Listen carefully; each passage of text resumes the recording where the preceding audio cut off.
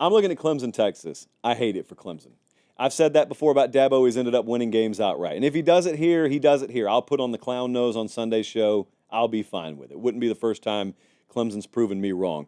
But, man, I'm struggling to find the edges for them. I see a lot of edges with Texas. I think they haven't hit their peak yet this year. I think the way they underachieved offensively against Georgia and Atlanta, it de-incentivizes them to continue to play the same way strategically. I think Arch Manning's involved in this game plan. Not revolutionary because they've used him this year. But I do not love how able the Clemson defense is to be had explosively. Now, Texas has been limited there, but I think they can get Clemson there. It's not a vintage Clemson defense by any stretch. And conversely, Clemson has been total feast or famine this year offensively. And when they've hit those explosives, it's been good. They're facing the number one defense in the country in giving those up. So I don't know where it comes from. I don't know who you've picked in this game. Maybe you're feeling the same way I am. What's the path for Clemson if they're able to get this done? And what's your actual pick in this thing? A couple micro details where I think Clemson may have a few advantages. Take the over in Burt Auburn field goals for the game. Mm-hmm. I don't know what that is over there where you play, but just take a look at it because Texas has been struggling in the red zone for like the back half of the season.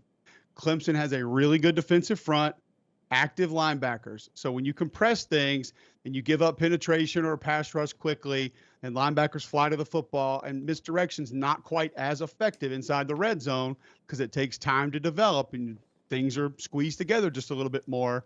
I think Texas settles for more field goals in this game than some people might believe. How Texas operates their protections, a lot of slide protection, a lot of gap protection or pull protection, which they actually don't have a run to counter off of, so it's kind of weird. But when they pull that guard around in protection or they slide the offensive line in protection, it has opened up gaps for people to be able to get in the backfield this season. Clemson is a north-south penetrating defensive line. They have the athletes to be able to do it. That could be problematic. And then, like you said, some of those shot plays, I still think, Josh, it's a fair question to ask how tested is the Texas secondary. I think Taft has been great. I think that you have multiple players that have played well at safety. Johnny Barron's been great moving back over to corner, but how many teams have truly had the ability to sit back there and test them? And maybe that's the key because I don't think Clemson's offensive line can handle Colin Simmons and Trey Moore and those guys anyway.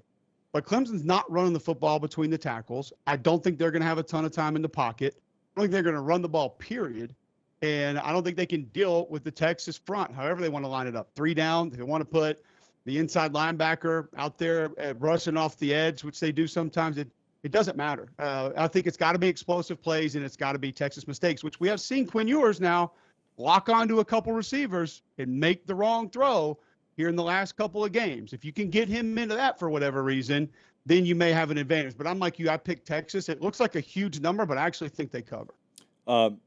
As pointed out in the live chat, Clemson top 5 turnover ratio in the country, 15 interceptions. It could happen. It could happen.